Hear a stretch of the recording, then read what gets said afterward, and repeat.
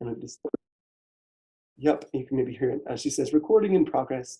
And so what this does, folks who are now either joining us by recording, just mention to the others that I forgot to turn on the recording button until now. So for the introductory comments, which tend to repeat themselves, I'd encourage you to watch our other 2 videos or events and get the introductory comments there. But you have joined us just in time to hear from our main speakers, which is really why we're all here. So without further ado, I'll say how the questions will go, and then I'll introduce our speakers. Questions, I will turn off here when I'm done speaking the chat function. And I'll turn it back on when the speakers are finished. Questions can be directed to Michelle Farrell, who you can see or search for on your very right side, at least on my computer, tab, or you can type in your comments directly and we'll monitor those. So if you choose to be anonymous, I would suggest that you either rename yourself, which you can certainly do, or send your comments to Michelle, and she will, respecting your anonymity, read your questions and direct them to the appropriate persons. But you're certainly welcome to just type in a question and we'll monitor those too so they don't get lost in the group. Okay, so with that, I will introduce our first speaker. We're very pleased to welcome Mitch Mueller. Did I say your last name correctly, Mitch? It's pronounced Miller, but Miller. most people say Mueller. Sorry about that. That's with fine. a name like Kiszewski, that it could be Kijewski or all kinds of other kinds of interpretations. So yeah, it's I'm sorry for it. It's definitely something I know well. But he's a graduate of the University of Minnesota Twin Cities with a bachelor's degree in music. Then after an injury, he canceled plans for a music career and started work as a counselor with people coming out of the prison system, out of homelessness, and recovering from addictions and trauma. He notes that he takes great pleasure in helping people grow and heal from psychological wounds, and he has worked for over 10 years with both survivors and perpetrators of sexual violence, including clergy sexual abuse. He obtained his master's degree in counseling at the University of Minnesota, and he's got a Master of Arts degree in theology from the University of St. Thomas.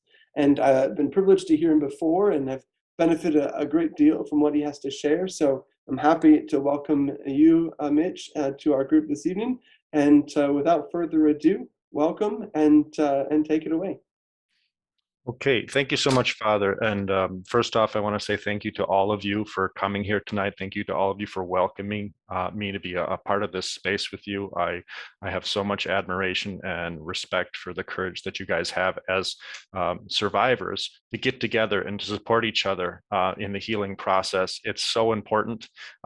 It's so important. I'm just one counselor, and so much of what I do is trying to help people find other people to connect with, to aid their healing process. So the fact that you guys are out here really, fighting the good fight and really trying to help people heal is just a constant inspiration for me. So thank you. So I just want to get that out of the way.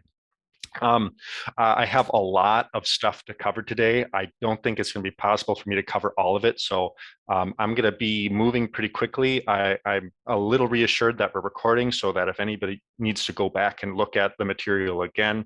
In addition, people, if they have questions at the end, I'm looking forward to those because I feel like the discussion is really where we sink our teeth into the substance of things.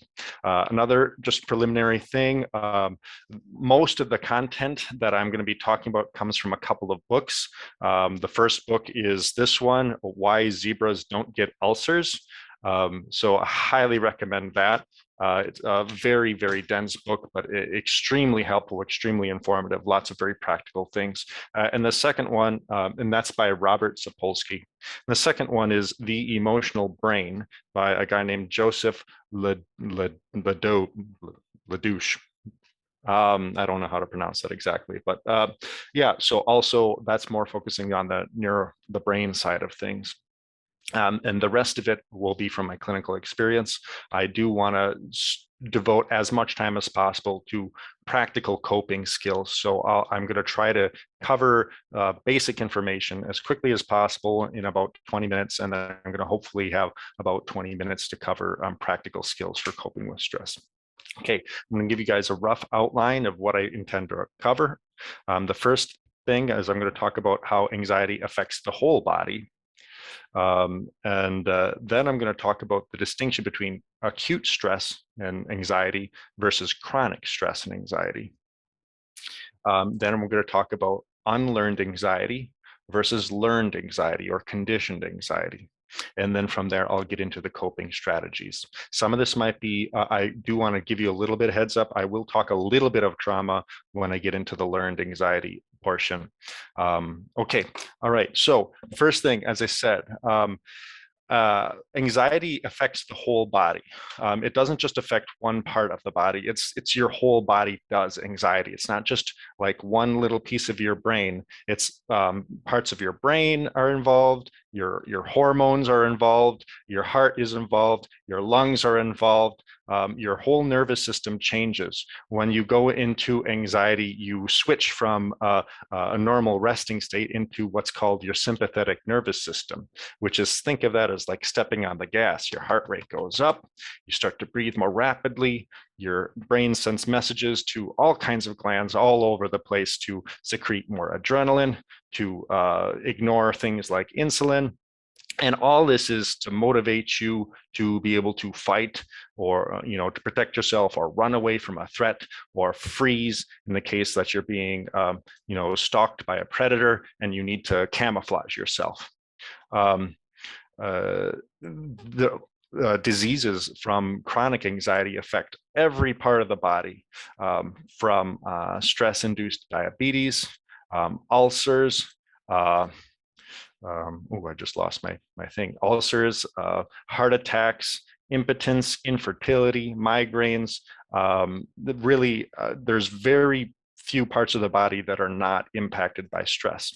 So I want this to be kept in mind because for everyone that I work with in my practice, it's important to not just have just one tool to attack stress and to attack anxiety. You need to be able to get at it from lots of different directions. So I encourage people to have a trial and error mindset, have a mindset of curiosity and openness to trying lots of different strategies, sometimes even strategies that might seem silly at times, to try it, see how it works, try it again, and try it in lots of different contexts until you have an adequate tool belt to deal with the anxiety problems that you are facing. Okay, so now I want to get into the distinction between acute stress and anxiety versus chronic anxiety. Okay, so acute anxiety is really the way most animals are designed. And it's really, really important to understand this distinction if you're trying to cope with anxiety in your own life. Anxiety is adaptive. It helps protect you. If you're walking along a nature trail and you see a bear, like your sympathetic nervous system's going to kick in, all kinds of hormones are going to come flooding in, your heart rate's going to go up, all your blood's going to rush from your stomach, it's going to rush to your leg muscles and get you ready to run or fight to protect yourself. And in that acute phase, all of the sort of long-term things that go into health are pretty much shut down. So immune system, shut down. Digestion, shut down. Salivation, shut down. Anything that your body doesn't absolutely need to get away from the threat or to fight to defend yourself, your body's going to shut that energy down and divert all of that energy to really the skeletal muscles, the legs, the arms, whatever you need to either run away or defend yourself, or in the case of camouflage, just freeze and hold yourself like a possum so that a predator can't find you. So if that's the way throughout our evolutionary history we've experienced anxiety, it makes total sense. However, as human beings, a couple of things change. Our brains get much, much bigger. And we have a neocortex, which allows us to think into the future a long ways out. And that gives us a lot of good things, like we can plan for the future, we can invent things, we can schedule dates, schedule talks, schedule meetings and stuff like that. But that also gives us the ability to imagine all sorts of things that could go wrong in the future, all sorts of bad things that could happen. What if this happens? What if that happens? What about that threat? What about that thing that could go wrong? And what that does is that has the impact of making you feel like every time you have that what if thought, the same type of thing as encountering a bear on a nature path happening over and over and over and over and over again. And that can wear on your system. That can create all kinds of problems that we associate with chronic anxiety. With chronic anxiety, we're really talking about the rumination. Not many animals in the animal kingdom suffer from chronic anxiety. People do. Some of the smarter animals, like some dogs, might have chronic anxiety, but for the most part, most animals are really built around this acute anxiety model. See a threat, run away from it, fight it, hide from it, wait for the threat to go away, shake it off, and go back about your life. And there's all kinds of mechanisms in your body. Your sympathetic nervous system, slams on really hard to activate that fight, flight, or freeze response. And then as soon as the threat is gone, you have something called the parasympathetic nervous system, which turns on to repair the damage, to calm you down, to return on all the digestion, to turn on the salivation, to turn on, normal respiration, to slow down some of the adrenaline that's been pumping in your blood.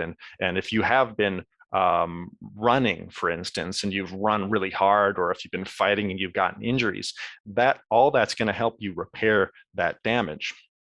But if you're constantly switching on the sympathetic and going back and forth and back and forth and back and forth, things can get gummed up. They can get locked into place. And that's where things like ulcers and all of the other problems that we talked about. So rumination is really key. Animals who don't have really big brains like humans do and can't think really far into the future have a harder time having this chronic anxiety that we have. And similarly, when you think about PTSD, you don't see a lot of other animals with symptoms of PTSD like you do with humans. And in case you were wondering, that's sort of the punchline of Robert Sapolsky's book, Why Zebras Don't Get Ulcers. I mean, I'll just spoiler alert, the answer is zebras don't think into the future like human beings do. Human beings worry and they ruminate, and they have very complex things to worry about.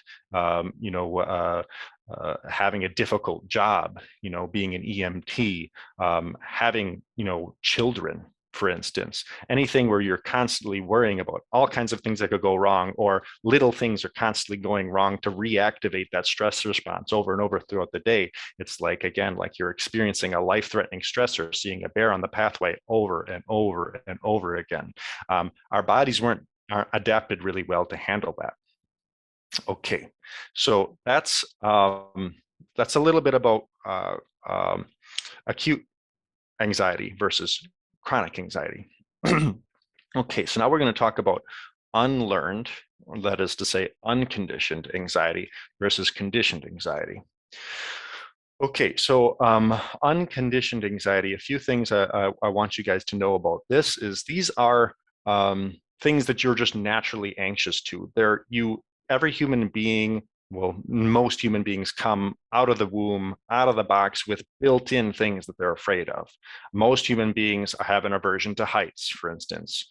Most human beings have an aversion to poisonous animals. For instance, spiders and snakes are very common things that people are afraid of.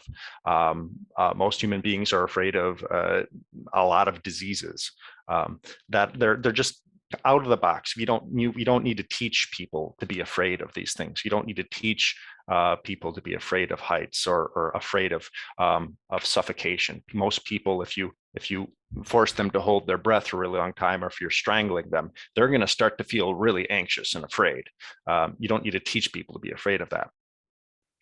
But some people are more sensitive to these unlearned things than others.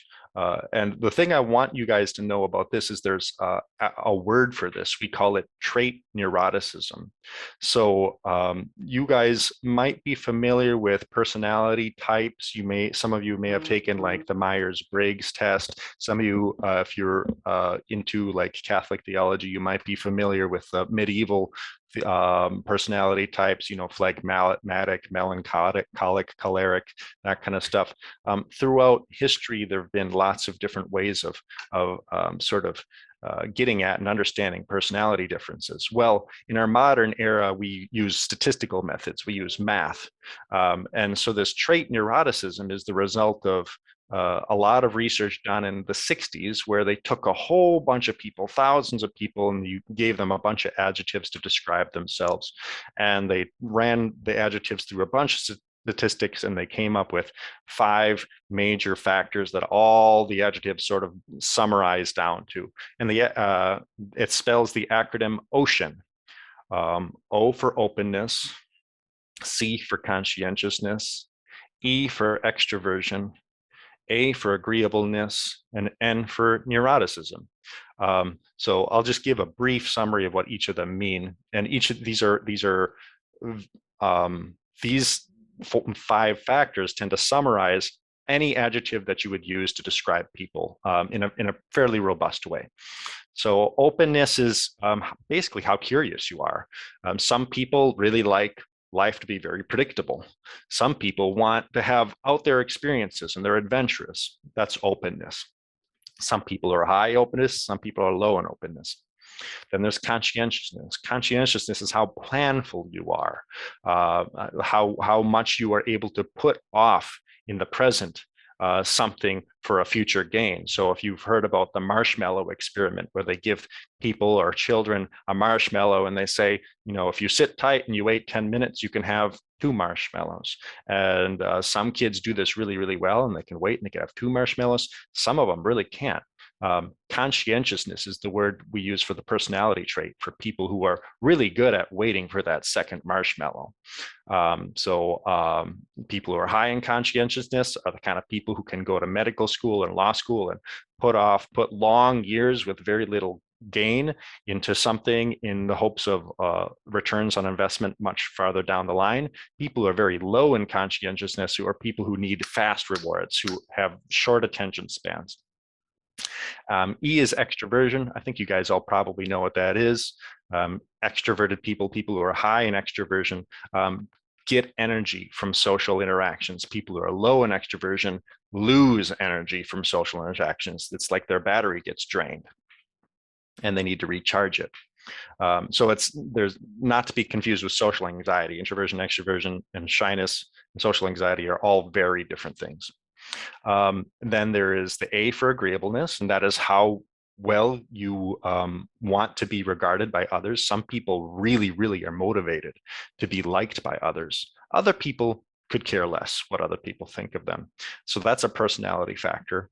And then the last one is neuroticism. So trait neuroticism, that's what we're talking about. That's what we're focusing on here.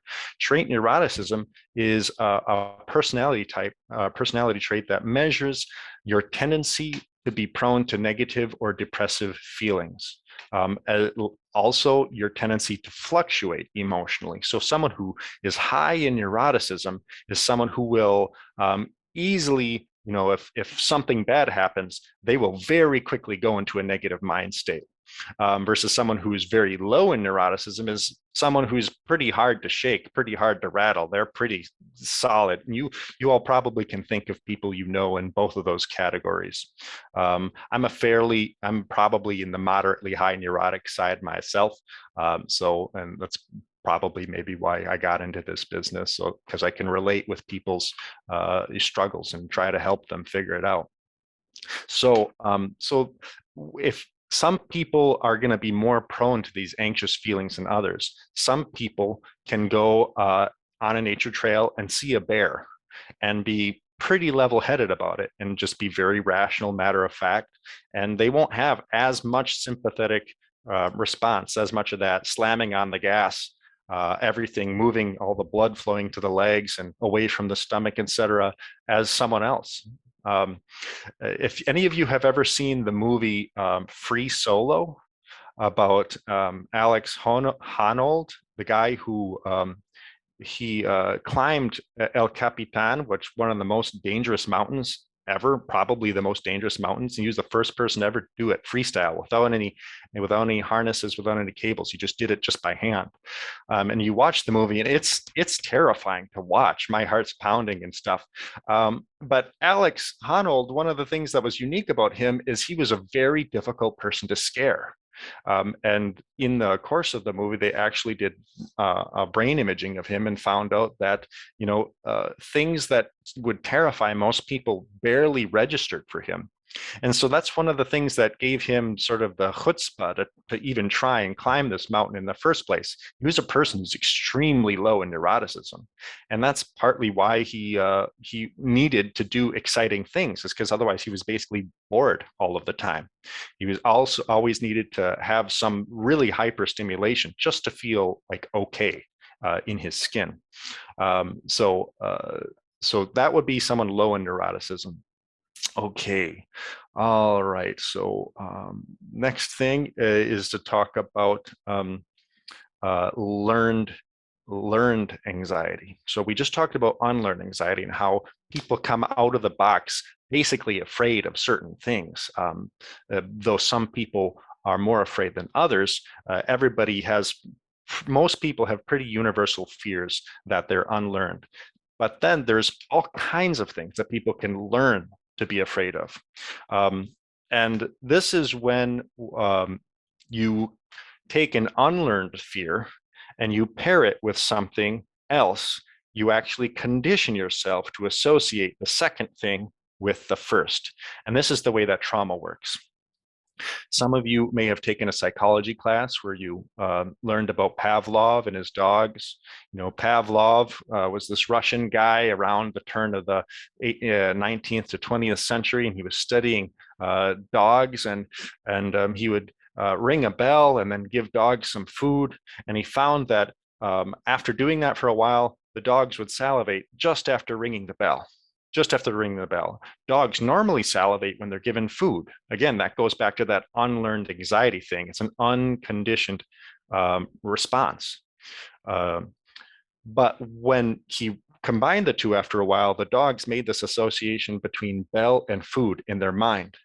And so he could get them to salivate with something that was totally unnatural, totally unnormal. It's not normal for dogs just out of the box to salivate at the sound of a bell. Likewise, there's all kinds of things that we learn to be afraid of in the course of our lives. And these things are, because they're paired, something unnatural, something unconditioned is paired with, something that is to be conditioned is paired with something that you're just out of the box afraid of.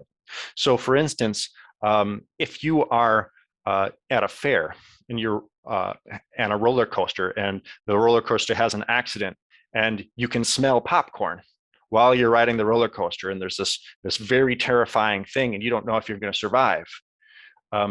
Your brain could register in your mind, popcorn means danger.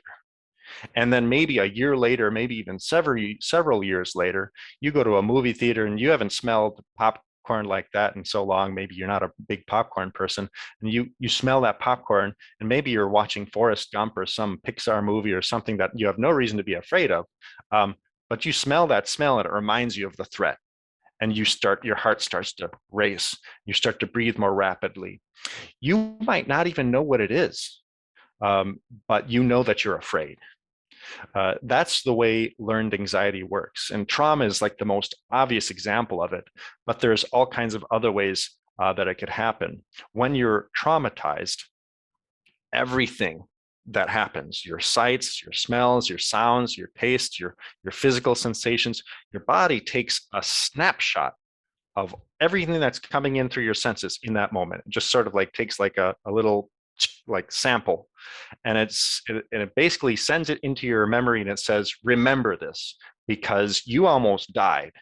And if any of these signs come up, these sights, these smells, these sounds, whatever, come up in the future, that's an indication that you might need to run to protect yourself. And if you think about it, it makes perfect sense. If you're a wild animal and you're going about your business and you go to your favorite watering hole and you're drinking, and it's not normal to be afraid of, that given watering hole. It's just a watering hole. But then an alligator pops out at you and tries to eat you. Well, everything you see about that watering hole is going to be captured in your brain. It's going to be etched into your mind to remind you next time you see that watering hole, danger. This is not safe. This is a threat. And so the same thing happens to us, and it can happen on all different levels. Trauma is like the most obvious and most strong, but it can even happen at lower levels too, where maybe if you have a really stressful job, you don't really like your job very much. You could be driving to work and you could be seeing, certain buildings on your way to work. And that is an anticipation. It's like the bell ringing before the meet. That is telling you you are about to enter a stressful environment, your workplace. And maybe years later, you quit your job and you're driving down to the same place and you're looking at the same places, and that same feeling that you felt driving to work all those years prior at your stressful job comes up. And you can kind of tell at that point what it is, because you're going along a series of buildings and you can see, oh, I'm feeling anxious. It's probably because of that. But for a lot of times, like think about the amusement park example, it's hard to tell what exactly might be making you anxious in the future with a learned stimulus. You might wrongly think, I'm in a movie theater, I smell popcorn, but I also hear loud noise. Maybe it's the loud noise that's making me anxious. But in reality, it's not the loud noise. It's not the speakers. It's the popcorn. That might take you a while to figure out. And that's really where therapy comes into play and is very helpful. Okay, so let's look at the next thing that I want to talk about. Okay, so we've talked about unlearned anxiety, and then we've talked about learned anxiety. Okay, so I want to talk a little bit more about trauma in specific. Okay, remember how I talked before about the trait neuroticism? Well, not every person is equally susceptible to trauma or to PTSD. I'll just talk very briefly about this. But there seem to be a bunch of different things that make people more at risk of having this pairing happen. Certainly and I'll just summarize some of them, just so you are aware, and maybe you can start thinking about your own examples. Certainly the level of stress is part of it. So the more the stress, the more likely you are to have this pairing happen. So a very traumatic event is much more likely to etch that snapshot in the brain and ingrain those associations in there than a less intense stressor. In addition, the number of times that it is repeated and the frequency of repetition. So you might have a really intense stressor that only happens once. Maybe it's a 10 out of 10 stressor that happens once, or you might have a series of stressors that are all like 6, 7, 8 happening over and over and over and over again over a brief period of time, maybe days, weeks, or even months. Each of those, even though they seem very different, they can have similar impact on the way your body processes, similar like impact on all of those hormones and everything we were talking about before. For those of you who are curious about this, there's a really excellent book, very difficult to read though, I'll warn you, for people who are survivors, called The Body Keeps the Score by a guy named Van der Kolk, K-O-L-K. I recommend it for many survivors, and some of you may have read it yourselves. So the severity is a factor, the frequency is a factor, but then there are some other factors that are more inside of the person. The person feeling powerless to fight back or escape. So that fight or flight response is meant to get you to run away or protect yourself. If you feel powerless or like there's nothing you can do, that frustrates the way that that process is supposed to work. And that increases the risk of you having a trauma or a PTSD sort of effect. Feeling like you are related, feeling like you are to blame. So any sort of trauma or stressor that a person has the ability to make themselves feel culpable for, it has an increased risk of leading to PTSD. This is one of the reasons why natural disasters, while certainly a risk factor for PTSD, creates much less PTSD than interpersonal traumas, abuses. When an earthquake happens, people can't blame themselves for the earthquake, for instance. And earthquakes lead to less trauma, even though they're very severe stressors, than things like abuses and attacks and assaults. Because people tend to, with these interpersonal things, start to think, well, it takes two to tango. And so how did I contribute to this? How did I maybe send a person signals that it was okay to abuse me? Or how did I fail to defend myself? How did I fail to stand up for myself? And very often when people who experience trauma come to therapy, a big part of therapy is getting people to wrap their mind around the idea that it was not their fault. That is very difficult for many people. In addition, other factors are a lack of social supports. People who are less socially connected have fewer people to talk about their trauma with, have fewer people that they feel supported by, are at a higher risk of making this association, making this connection between danger and threatening event and neutral stimulus, neutral object. Okay. So what do you do? I'm going to briefly, now we're going to start to move into the interventions. And I'm going to try to be quick with this because I see we're already 40 minutes into this. So I'll start with talking about what do you do for learned stressors. We have a very good model of what to do. It's not easy, it's very difficult, but there's a very robust model of what to do with learned anxiety. And it goes back to Pavlov and his dog. So Pavlov rang the bell and then he gave food to the dogs. Okay, and the dogs made this association between food and bell. So what do? You have to learn to break the association. So what does that mean? That means you ring the bell over and over and over again, but without the meat powder. This leads to what psychologists call extinction. And eventually, after ringing the bell over and over without the meat powder, the dogs learned, oh, wait, there's no real association there. Salivating is pointless. It's a waste of my energy. I'm not going to do it anymore. Okay.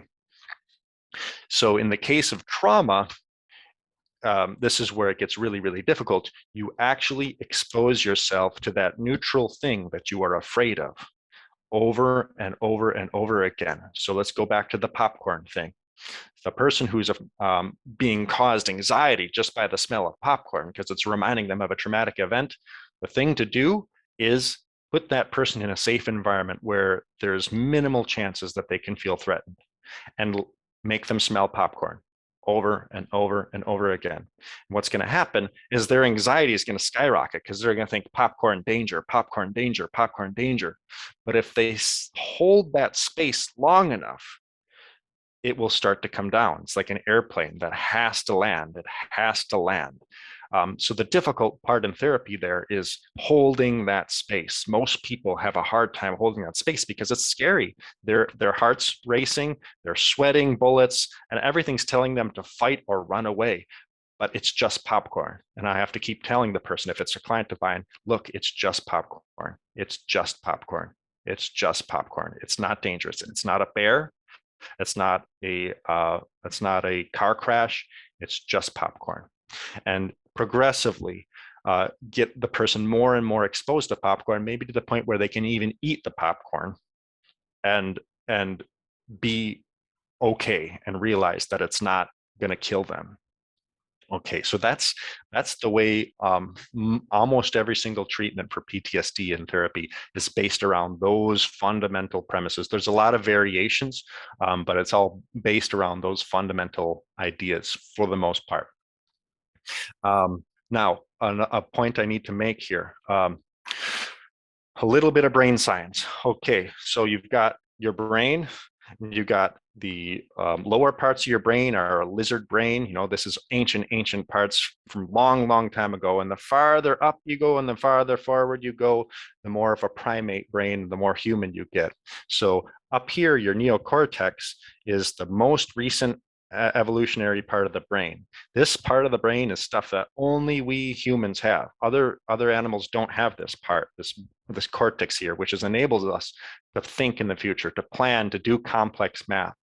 But down here, you got just basic movements, basic reflexes.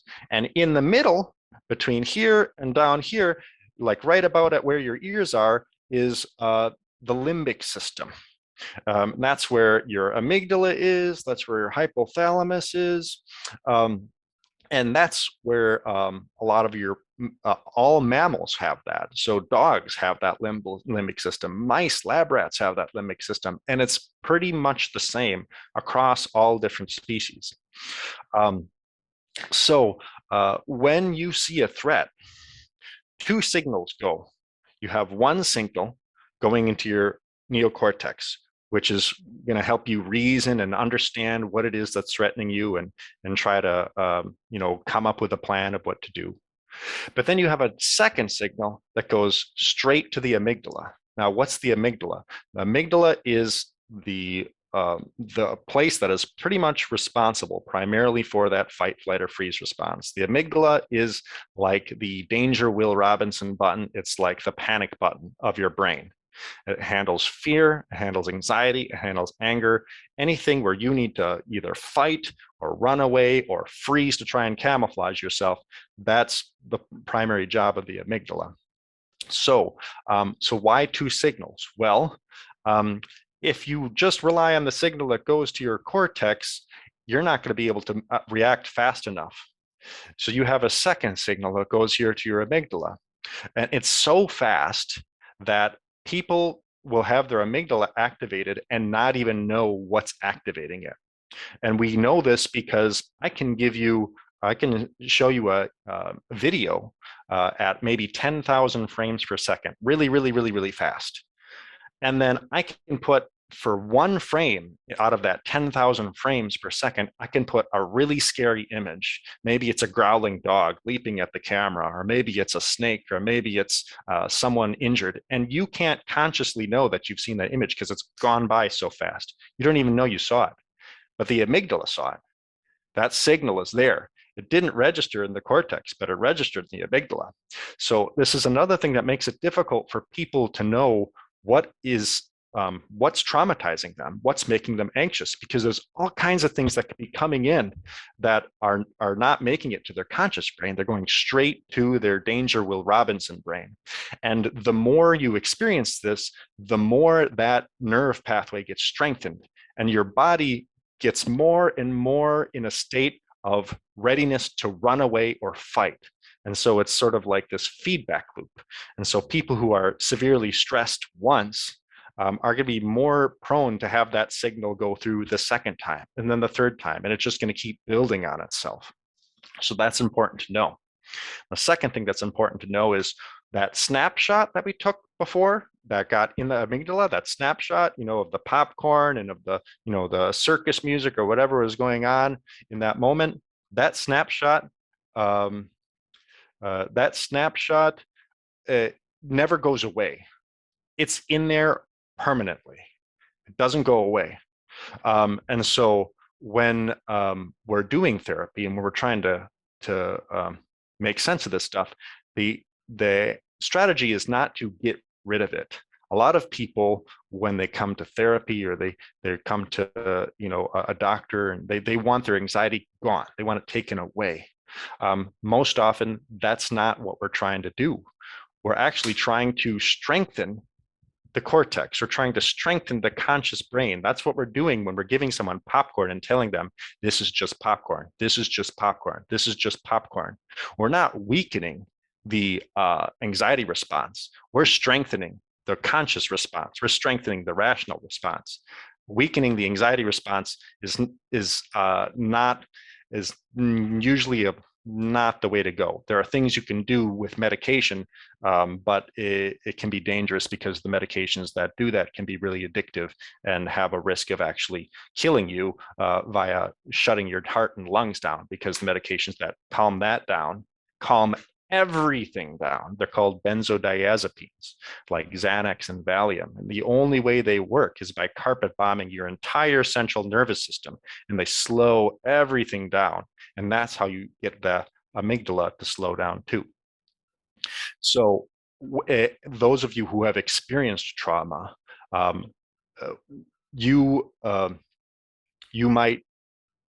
you might relate to this, knowing that you maybe were traumatized at one point in your life, and then years and years and years later, something happens, and that old trauma from years ago that you thought was gone and done and ended, now you start to feel afraid again. That's because it's that snapshot. Your brain has that photo stored permanently in there, and something got your brain to pull that photo out and look at it and think, danger, I need to be afraid. And any number of things can cause this to happen, this old snapshot to be brought up. Stress, maybe you're stressed because of something in your job or something in your relationship. Illness, disease, changes in your endocrine system and your hormones. There's a million and one different things that can cause this to happen. And so when we treat PTSD, the expectation is not that you are one and done and that you can just go home and this is over, like the cat is in the bag. No, the expectation is that this is something that maybe acutely you are reduced, but you will have to learn coping skills for the rest of your life. This is something that you manage. This is like epilepsy or any other chronic disease that never goes away. You don't just get rid of epilepsy. It's something you learn to manage for your entire life. And PTSD is that kind of thing. Okay, all right. I'm gonna talk now about some coping skills.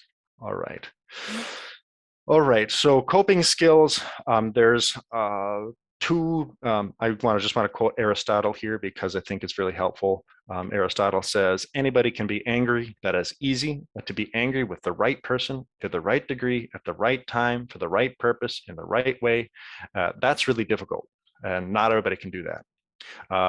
And the same thing is true with anxiety. You could just take anger out and put in anxiety, and equally true. Anyone can be anxious, but to be anxious at the right times, in the right ways, for the right purpose, that takes skill, that takes training, it takes virtue.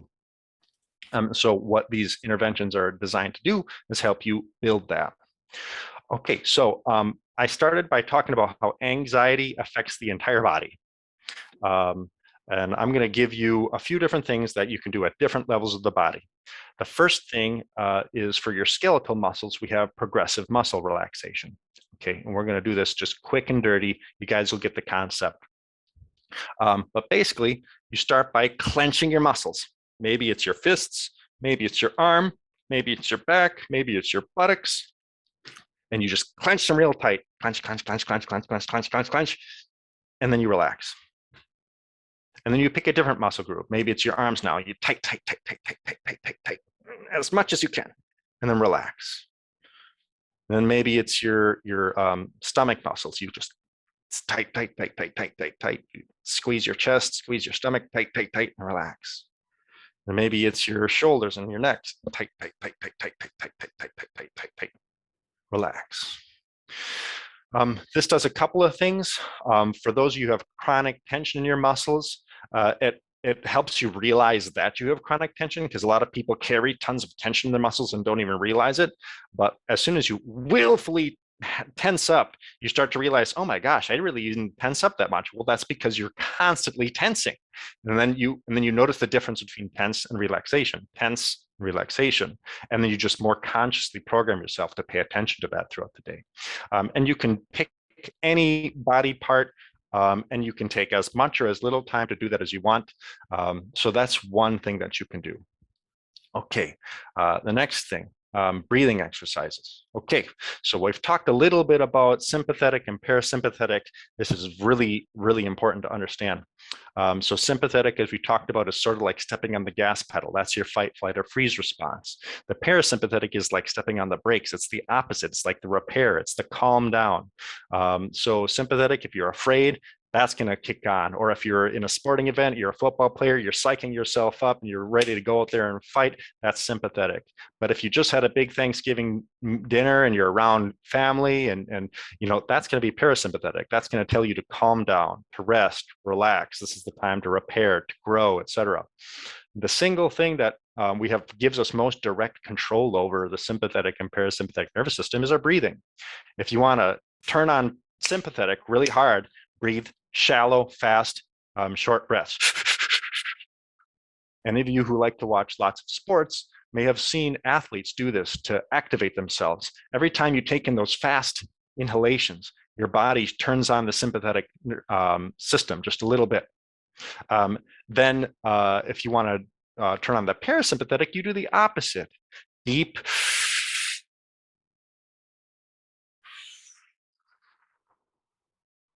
slow inhalations, breath holds, etc.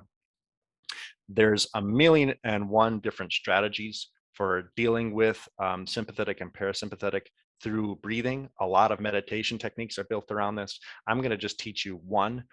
Some people call it square breathing. I like to call it rectangle breathing. The idea is you inhale over a period of time, you hold your breath for a period of time, and you exhale for a period of time. Okay, and then some people close the square or rectangle by holding your breath again after you've exhaled.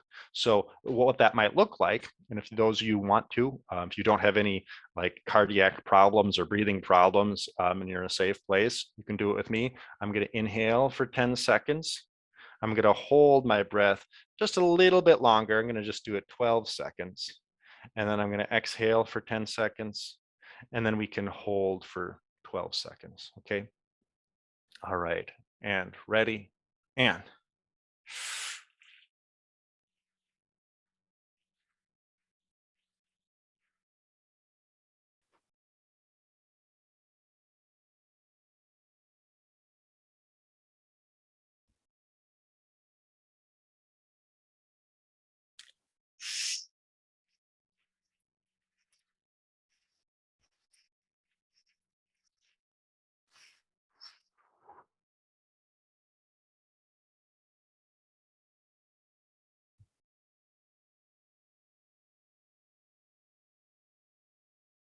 and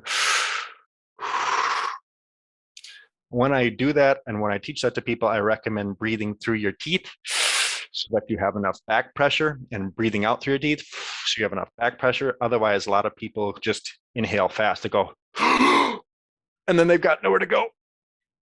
And then they exhale like, and then they got nowhere to go. So if you go through your teeth, it sort of staggers it, it slows it down. Okay, I'm going to try to be done in 4 minutes so that we have enough time for our next person. Okay, there's a bunch of other things I would love to talk about. I'm going to be real quick and I'm going to do CBT. I'm going to talk about cognitive interventions. I wanted to talk about mindfulness, but there's no time. So cognitive interventions. We talked about why zebras don't get ulcers and why human beings do get ulcers. Zebras don't get ulcers because zebras don't think and worry like human beings do. Human beings get ulcers because they think and worry, because they have repeated stressors that accumulate over periods of time. A big part of that worry is the thoughts that we tell ourselves in our head.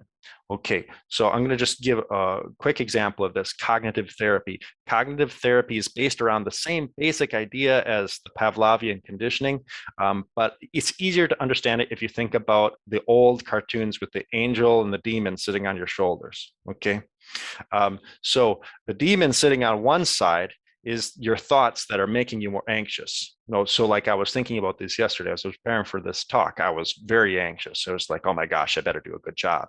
And of course, that little demon is in my ear saying, you're going to suck. you're going to bomb and people are going to hate you, and all kinds of terrible things are going to happen, and the sky is going to fall, and because of that, your retirement account is going to dissipate because all your investments are going to tank and whatever. Just all kinds of awful things are going to happen because of this talk you're doing tomorrow. Okay. And I'm starting to listen to that, and I'm starting to get anxious, because who wouldn't get anxious if you're thinking about all of the things that could go wrong? What if this goes wrong? What if that goes wrong? What if that goes wrong? Okay. So what we do with cognitive therapy is we learn to talk back in a few different ways. One way of talking back is just asking for evidence. So the demon is over here saying, you're going to suck. And you could just ask, what's the evidence for this? And that has a way of just sort of taking it down. What's the evidence that I'm going to suck so bad that all of these terrible things are going to happen? Is it even reasonable to think that, the sky is going to fall, just because this talk, is that even a reasonable thing to think? So that's one way, is to question for evidence. A second way is to directly challenge and say, well, not only do you not have evidence in support of that proposition, but there's good evidence against it. I've given similar talks like this in the past. They've gone pretty well. I've prepared for them. I know the material. I care about it. It's important to me. So maybe that's just not true. Maybe I don't even need to listen to that. And so that's a second strategy. Then there's a third strategy, which is a little bit more complicated. If you think of the second strategy is like karate or kung fu, where you're punching back against the demon. The third strategy is more like jujitsu, where you sort of like work with the demon's own attack against you. And I call that acceptance or flipping. So the demon says, you're going to suck. And instead of disagreeing, I just agree. Maybe I will suck. Maybe it's possible. I accept that risk, and yet I'm still going to do it anyways. I accept that it's possible that I could suck and bad things could happen and I could do a poor job, and I'm going to do it anyways. And that also has a way of decreasing your anxiety. And so that's called cognitive therapy. Cognitive behavioral therapy is where you combine that, the cognitive side we just talked about, with the behavior part, which is like what we talked about with the popcorn, where you're exposing yourself to the stressor, or you're going out, and we call it fighting the dragon. You're going out and facing your fear and doing the thing that you're afraid of doing to convince yourself that it's not as dangerous as you've told yourself it was. Okay. As promised, I said I would finish at the top of the hour. I wanted to talk a little bit about mindfulness and medications and self-hypnosis, but there's no time. So if people have questions, I look forward to hearing them. Thank you guys for your time. Thank you so much, Mitch. That was great. And rest assured, you weren't terrible. That was awesome stuff, very helpful stuff. And I did the exercises, and I was like, I'll do this more often. Like I felt more relaxed, less anxious. So I really appreciate what you had to share. So without then further, I'll just remind everyone that I said it so you can chat with the host or co-host, but no one else. And then we'll wait for questions until the end after Deborah has finished her presentation. So we'll move on to our next presenter, Deborah. And Deborah, can I ask how you say your last name? Oh, Schissel. It rhymes with whistle. Oh, nice. That's great. Yeah. So Deborah Schissel, and we're really just so pleased to welcome you. So thank you very much for being willing to share your story, which is as a survivor of abuse as an adult by a Catholic priest. And you went through a lot as I look at your little bio here, and that you were instrumental in bringing that case to court, and you've been working as a physical therapist assistant for 21 years. You're a mother of 5 children, 6 grandchildren, so congratulations. And that you serve on that group that I mentioned in the introduction, on the Restorative Justice Committee for the Archdiocese of St. Paul, Minneapolis. And just thank you for all your work there and the work of that group. It's just been a huge help to all of us in Chippewa Grace, and the amount of people that you all have helped in so many areas of the country is pretty amazing. And so just thank you for that. And so Deborah is committed to transforming and utilizing her experience of abuse to be relevant in supporting and promulgating efforts toward the healing of survivors. Continues to hope and is actively involved with addressing systematic changes resulting in a safer environment for all members of the church and society, and hopefully to for us help us grow in that very same thing and become more institutionally courageous. So with that, Deborah, thank you so much. I will turn it to you, and just thank you very much. Thank you, Father Justin. What I want to share with you is my experience as an adult when I was abused. I was abused by a priest when I was 33 years old. I was a stay-at-home mother of 5 children. I was born and raised a Catholic, and I was very involved in my church as a confirmation group leader and a Bible study leader. When I met this priest, I had already been struggling in an abusive relationship with my husband. Unfortunately, this history put me in a vulnerable, emotional, psychological, and physical state, less likely to identify and protect myself against further abuse. The abusive priest was an associate pastor at our parish and encountered me in this vulnerable situation in my life. At our first meeting with him regarding the confirmation program, he was insulting and arrogant. My response was to defer decisions to him and to minimize my opinions to appease him and to demonstrate my respect for his position. And after the meeting, I burst into tears. We saw more of him as he joined a group of our friends, young couples who gathered frequently by invitation of one of those couples. As he worked with my husband and I in our volunteer positions, he began to see us more often and come to our house for visits. And he began to come when my husband was gone to work during the day to talk over scripture as he prepared his homily. He would ask me to sit on the couch next to him to show me written material. If he was in a chair, he would indicate for me to come and sit at his feet. He often came for lunch. At one point, he admitted to me that he felt he was in love with one of the young married women in our group, and that he would have married her if he had not already been a priest. I felt it was very brave of him at that time to admit that, and I felt safe that he was not interested in me that way. I felt happy that I could support him and be that confidant, as he seemed to be sincerely wanting to live a holy life as a priest. Since he had confided in me, I also confided in him about the struggles within my own marriage. I did not recognize any of this as what would be typical pattern of grooming. I didn't even know such techniques existed. Not even when he told me that he would not let me be hurt by my husband and became what I considered a safe harbor. Over time, he further engaged my trust and eventual dependence on him.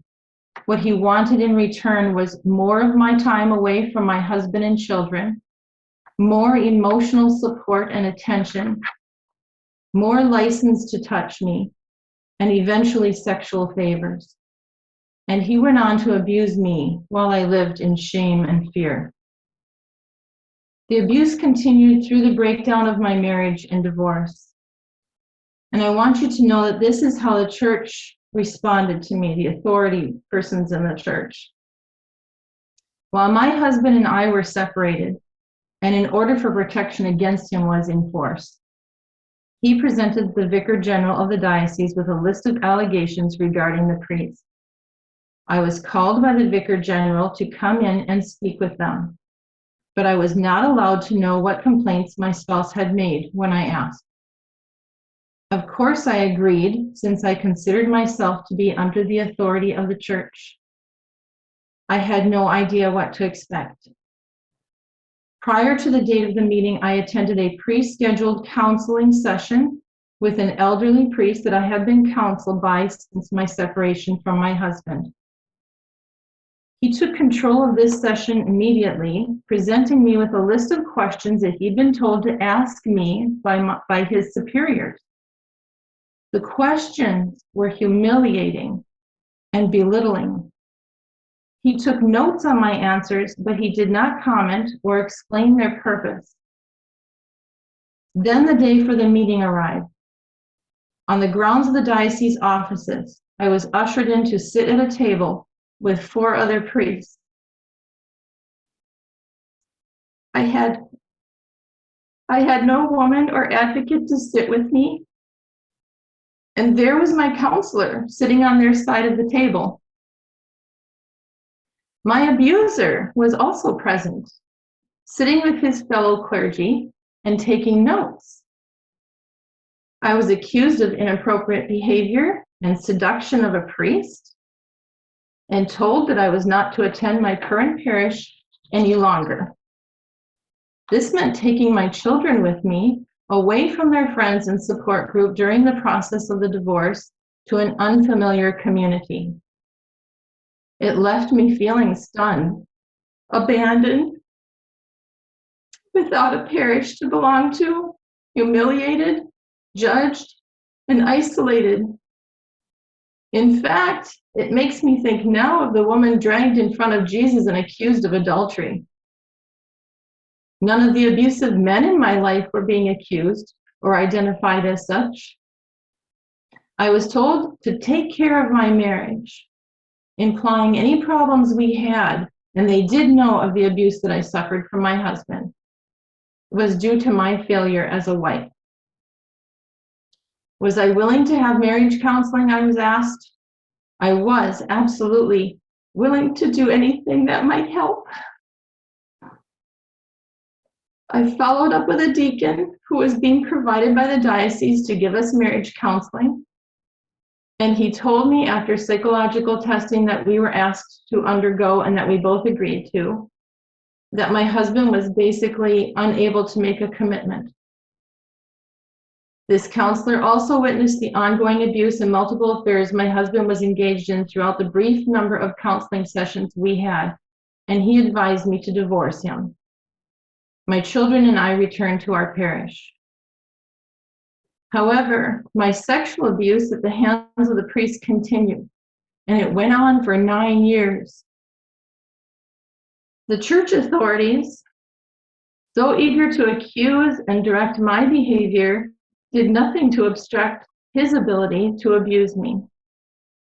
I learned later that they had advised him to discontinue seeing me, but he did not, and in fact continued to make visits weekly even after I moved out of that town and diocese. This priest was influential in the direction of my life. He was instrumental in convincing my dad to buy a house that I could rent from him until my divorce was final. He bought me things that would support my daily struggle as a single parent and personal gifts. He officiated at my next marriage, which was to a man that I met through him. He wrote me a personal note of promises to live out his love for me based on the scripture my new husband Peter and I had chosen for our marriage. And he asked me to carry that with me always, which I did not. Then he wrote me a letter telling me that he was hurt that I was giving my husband Peter something that belonged to him. My heart was confused, my conscience was in torment, and I felt that my soul was in danger of eternal damnation. I was a mess inside, even as I maintained mothering 5 children, attending college to begin my new career, and establishing my new marriage relationship. Eventually, this priest was sent for studies in Rome. I was no longer under his watchful eye, and I turned to my husband to tell him the truth of my abuse. This, as you can imagine, was very frightening to do. I loved Peter. I'm sorry. I was very afraid that he would leave me, and perhaps rightly so. Instead, he forgave me. And he recognized the abuser as the source of this confusion, fear, and woundedness in my life. He confronted the priest in a letter The priest refused to speak to him about it, but he wrote a letter in return of being sorry and expressing his own woundedness. After nearly a year of no communication with him, though we had friends in common, together my husband and I thought that the Christian response would be to forgive him and support him to live out his vocation. But the priest went on to other abusive relationships and to deceive us. He deceived us that his intention and focus was to be a priest in the Lord's service. I suspected ongoing abuse on his part, and I did confront him about situations that I witnessed or that he spoke of to me that seemed inappropriate, warning him to be conscious of his behavior and direct his need for approval to God. But I had never realized, or perhaps wanted to admit to myself, what his conscious intentions might be until I saw very clear parallels in his behavior toward another woman as compared to his previous behavior toward me.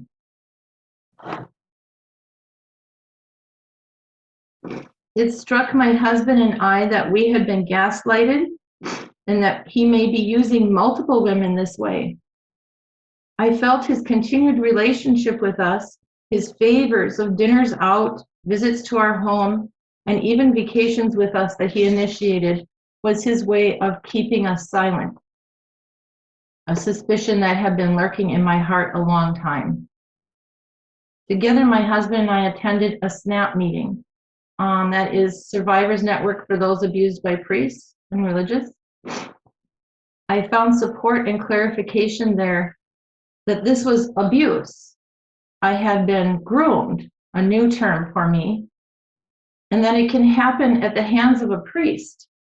This was new and alarming understanding.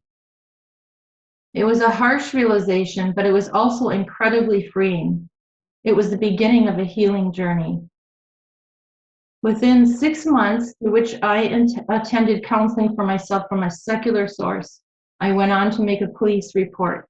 They were unable to prosecute him because of the statute of limitations. However, in the following year, they were able to use my report as legal evidence to support the accusation of abuse made from a more recent victim of his. I provided detailed and multiple pieces of written evidence. I was called on to give testimony in court. One of the most difficult and yet empowering stands that I have ever had to make, and effective. My abuser is now in prison serving a 27-month sentence for third-degree sexual assault. My healing journey is ongoing. I am supported by my loving husband and children who've been able to hear my truth and accept my woundedness. I've been able to turn to and cling to my God through Scripture. Peter and I still attend Catholic Mass, but I am a wary Catholic. I have a greater sense of the church as the people of God, and I'm less focused on the priest. I cling to Scripture and the Eucharist. I respect myself and my relationship with God by expressing my faith in ways that feel safe for me. And in response to the love and calling forth that I experience from my gentle, healing, and powerful Lord. There are other women out there who have not come forward for personal reasons, and because those in the Catholic Church hierarchy don't want to hear them. And I've experienced in general conversation that there are many people in the church community who don't want to acknowledge the occurrence of abuse. I have come to understand how this might threaten their own sense of safety in the church or challenge them to a response that they don't feel equipped or willing to engage in. That knowledge moves me to have compassion for them, but it does not dismiss the body of Christ, of which I am a member, from moving forward in love and action. I am thankful for Chippewa Grace and similar initiatives that reach out to wounded survivors and seek understanding. Thank you for listening to me. Thank you, Deborah. Thank you very much for your story, for your courage, exemplified in so many of the steps that you made. We're sorry that that's your story. encouraged by your heroism, and hopefully we can learn. And if there's anything that we can do or that you have for guidance or direction for us, we're certainly open. We're so grateful for your story, that you shared it, that you're here with us, and that those of us that have joined us have been able to hear you and I trust not leave unaffected by your powerful witness. So thank you. Thank So you. switch to now a moment of questions. I'll turn back on the chat, and so everyone can now chat to everyone. But once again, thanks to both our presenters, to Mitch and to Deborah. And so then you can direct your questions either to Michelle Farrow, who you can find, she's listed as a co-host on the participants level, or you can search for her. And send your questions to her, and she will direct them to the appropriate person. And this is a way to remain anonymous if you choose to, or you can certainly post your questions then to everyone, or to one of the. I would suggest that you either do that or to Michelle, rather than ask our speakers to kind of track your questions. So while you can certainly send messages to them, I would suggest that it would be better for you to direct them either to Michelle or to the group.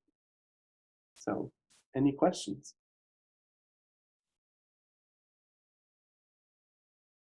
As you think of your questions, here's one for Deborah. What can we do? How can we help? Being willing to hear it and being willing to have this be a topic that we can talk about, really is a great thing. It's a great beginning. It makes me feel less shunned, it welcomes me back into community. And that, I think that's real important just on a personal level. But, and then if we have conversations, I'm hoping that this all leads to conversations about what can be changed, and that the people of God have more of a say in that, and what needs to be done, and that maybe things can move in that direction. Thank you. Great. Deborah, I have a question for you. I know that in the introductions, they said that you were part of a restorative justice committee at the Archdiocese. What are the different things that happen at that committee, or what are some things that you might suggest that we look at doing? Well, I'm part of that by invitation from Paula Kempner, and she's oh boy, Paula's going to have to tell you her actual title. She didn't share her story with us in our last meeting. So okay, yeah, that's right. You met her. So we've met to try and come up with presentations. We have the support group that is like this. That's Zoom meetings twice a month. They have one that's for those abused, or we have one that's those abused as adults, and then we have another one for people who have gone through any kind of abuse, and then we have also another Zoom meeting once a month for like families of those who've been abused. And I think all of that has been very powerful for a lot of people, as I've witnessed. And then we brought in, Paula has come up with some excellent speakers. Mitch Mueller is one of them that I was always so impressed with and gained so much from every time I hear him speak. So that's some of what we've been doing. We also were trying to put together more things previous to COVID, and that kind of shut down some of the in-person things we were going to try to do, but that'll pick up again. Thank you.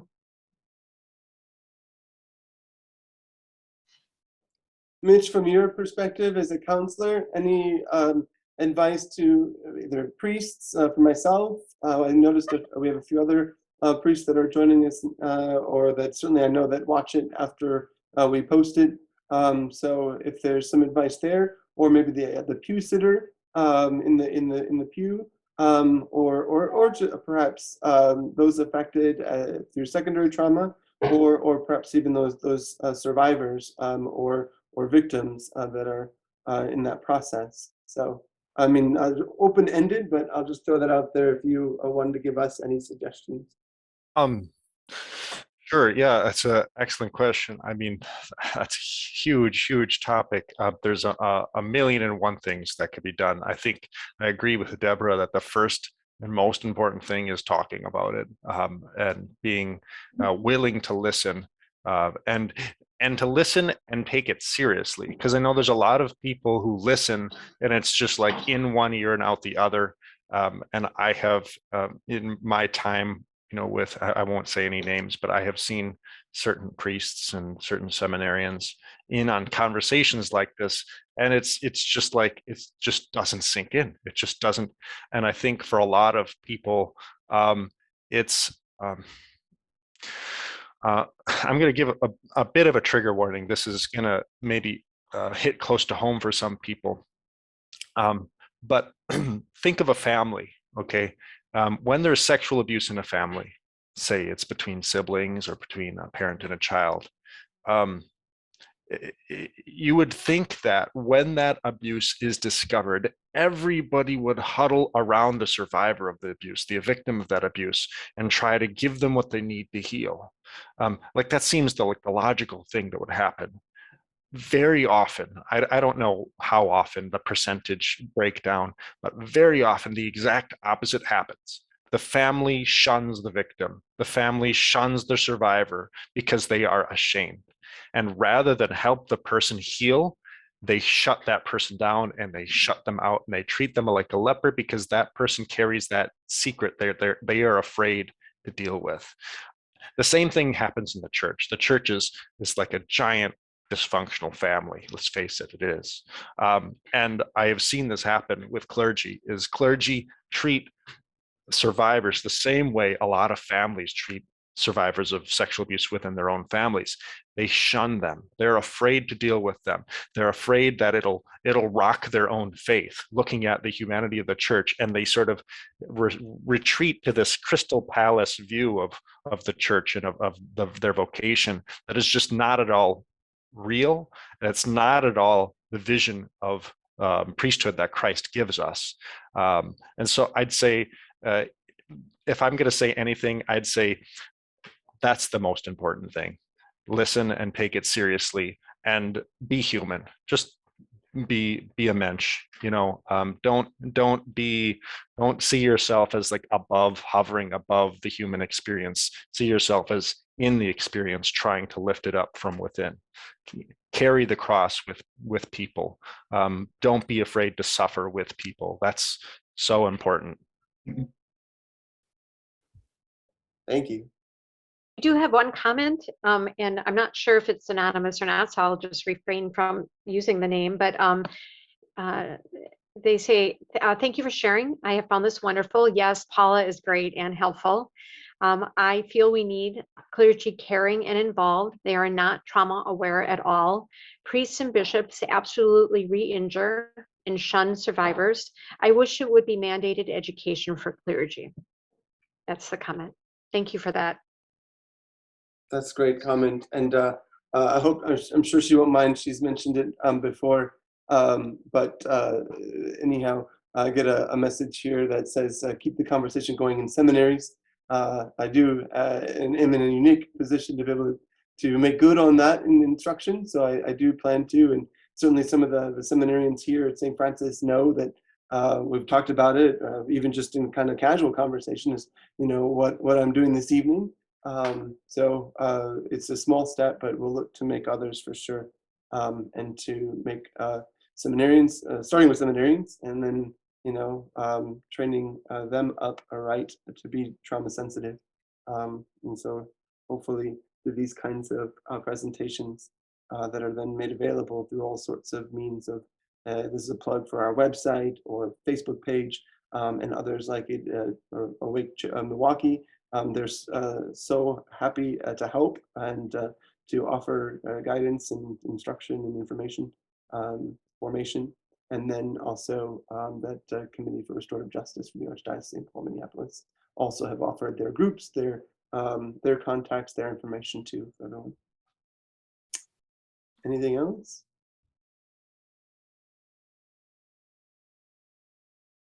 Great. Well, that gives me a couple minutes here to conclude. Certainly reach out if you've noticed something that you would change, or that perhaps you would give us some constructive advice on how to do better. We're open to that. So you can contact any of us, Chippewa Grace. You can email me. You can, sort of my information, I think is certainly available. But you all received an email from me, for example, so feel free to reach out that way, or to any of our presenters too. There are often ways to reach them if they're open to that. So, but what else? I guess to conclude, I would say, again, if this is more your story, please reach out. Please seek help. Tell someone.